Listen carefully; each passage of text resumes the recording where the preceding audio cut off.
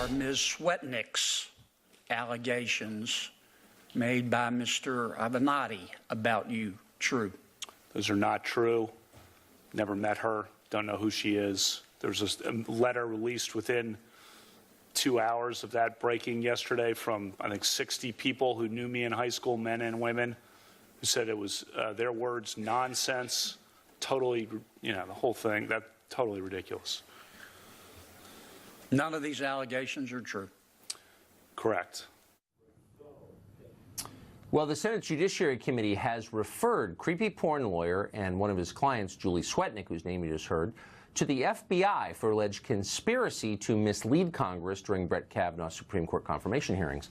Creepy porn lawyer and his client claimed without evidence that Kavanaugh was involved in a very long series of gang rapes, 10 perhaps, that happened decades ago in suburban Maryland. A short time ago, CPL spoke about the potential criminal investigation into him. Here it is.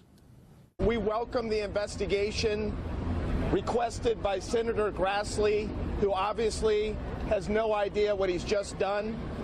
What he has effectively done is he has now opened up a Pandora's box, and my client and I are very much looking forward to a full and complete investigation into my client's allegations. Creepy, but undeniably brash. But unfortunately for him, that is not the only bad news he received today. CPL also blew up his presidential campaign completely by suggesting in an interview with Time magazine that Democrats should nominate a white man for president in 2020. That's obviously not allowed in today's Democratic Party. Mr. Porn Lawyer previously was seen as a frontrunner for the Democratic nomination 2 years from now. Senator John Kennedy serves on the Senate Judiciary Committee, and he joins us tonight. Senator, thank you very much for coming on. So if you would mind explaining to us what this criminal referral is about, on what basis you made it. They're very serious allegations.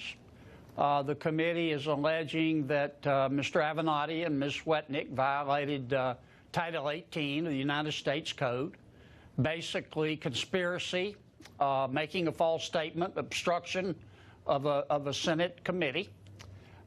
Basically, the basis of the allegation is that Ms. Swetnick and Mr. Avenatti said that Ms. Swetnick had personal knowledge that Judge Kavanaugh spiked punch with drugs and alcohol, that Judge Kavanaugh, now Justice Kavanaugh, fondled women, and that Justice Kavanaugh raped women.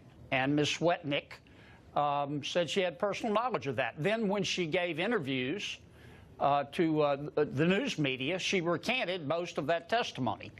The Judiciary Committee interviewed 10 witnesses trying to corroborate Ms. Swetnick's allegations. None of them could, quite the contrary. I don't know whether Ms. Swetnick was just a pawn or not. The FBI will find out. I don't know Mr. Avenatti. Based on my relationship with him through the committee, just on what I've observed, he clearly has a casual relationship with the truth, and it appears to me that he will do the right thing, but only when constantly supervised and cornered like a rat.